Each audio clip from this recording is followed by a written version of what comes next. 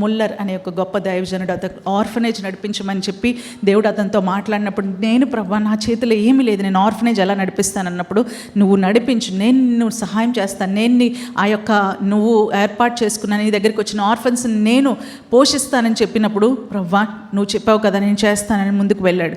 అయితే కొన్ని రోజులు బాగానే గడిచిన తర్వాత మరుసటి దినానికి అతని దగ్గర పిల్లలకు పెట్టడానికి రొట్టె కానీ పాలు కానీ లేవు.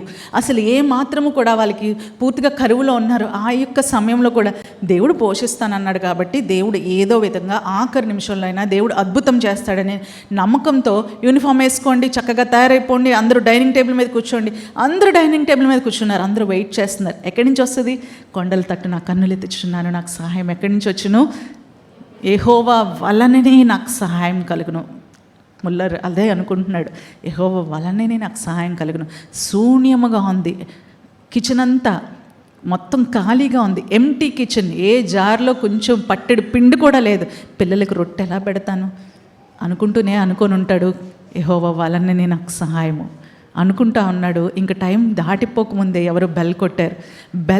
బెల్ కొడితే ఎవరు కొట్టారని చెప్పి తలుపు తీసేసరికి బయట ఒక బేకర్, అంటే ఒక రొట్టెలు చేసేవాడు నుంచొని, అయ్యా గత రాత్రి 2 గంటల సమయంలో దేవుడు నన్ను లేపుతున్నాడు, నువ్వు లెగు, నువ్వు పడుకోవాల్సిన సమయం కాదు ఇది, లేచి చాలామంది పిల్లలకు నువ్వు కేక్స్ బేక్ చేయాలి, అలాగే బ్రెడ్ బేక్ చేయాలి, రొట్టెలు బేక్ చేయాలి, నువ్వు రొట్టెలు చేయాలని చెప్పినప్పుడు, ఎవరికి ప్రభా నీకు చెప్తాను నువ్వు చేయ ముందు అంటే, నేను వేడి రొట్టెలు తయారు చేశాను. ఎవరికి ప్రభా అంటే, ఈ అడ్రస్ దేవుడు నాకు చూపించాడు, మీకిమ్మని నాకు చెప్పాడు దేవుడు అని చెప్పి అందరికీ సరిపడినంతగా రొట్టెలు వారికి తీసుకొని వచ్చాడు.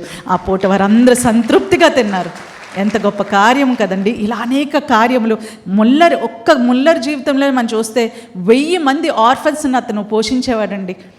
1000 మంది ఎవరిని కూడా చేయి చాచి ఇదిగో నాకు కావాలని ఏ రోజు అడగలేదు. దేవుడు ఏ రోజు ఏది కావాలో అది తెప్పిస్తూ ఉండేవాడు. ఒక విండో దగ్గరికి వెళ్ళాడు, గ్లాస్ మీద రాస్తున్నాడు ఆ రింగ్తో, ఎల్ షద్దాయ్, సర్వశక్తిమంతుడు నా దేవుడు ఏదైనా చేయ సమర్థుడు, ఆఖరి నిమిషంలో అద్భుతాలు చేసే దేవుడు.